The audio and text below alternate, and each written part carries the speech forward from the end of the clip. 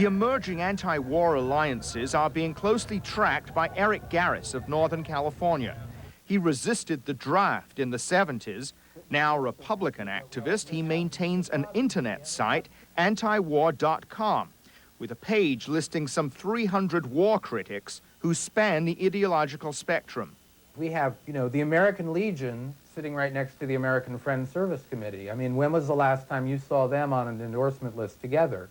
But what we found is that there's a new anti-war movement shaping up that consists of the isolationist or non-interventionist right and the pacifist left and the middle, who are just concerned that this is not something we should be involved in.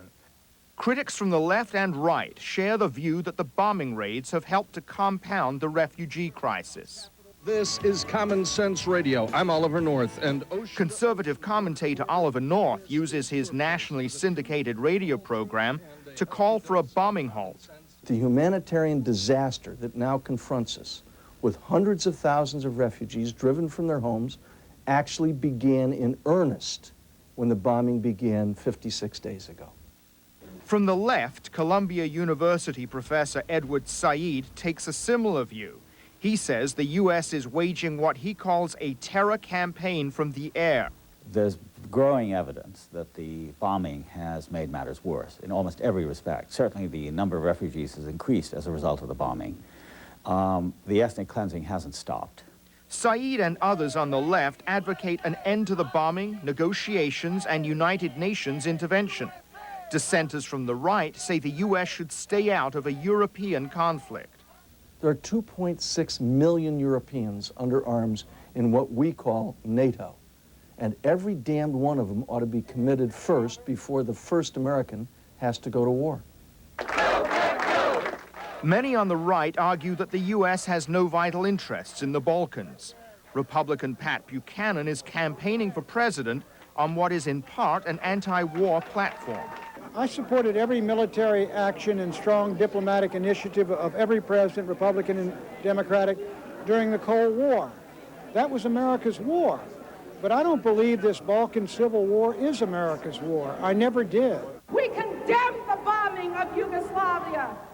At a New York demonstration, peace activist Imani Henry also said the U.S. should refocus priorities and put domestic needs first. A B-2 bomber costs, what, $2 billion? And meanwhile, there are no job training programs. They're shutting down schools and hospitals in the black community. I mean, it doesn't add up. It doesn't make any sense. Henry and other protesters have adopted a target as their symbol. It is the same emblem that Yugoslavs have used in their anti-NATO demonstrations. Brian Becker is with the International Action Center, a group organizing protests nationally. We also came across this bridge as the people in Belgrade go across their bridges every night acting as human shields, as a symbolic gesture of friendship with them. The protests reflect some declining public support for the war. How worried are you that U.S. troops could be involved in Kosovo for a long time? Surveys by the Pew Research Center and other pollsters show that while most Americans approve of the U.S. airstrikes, the support has slipped.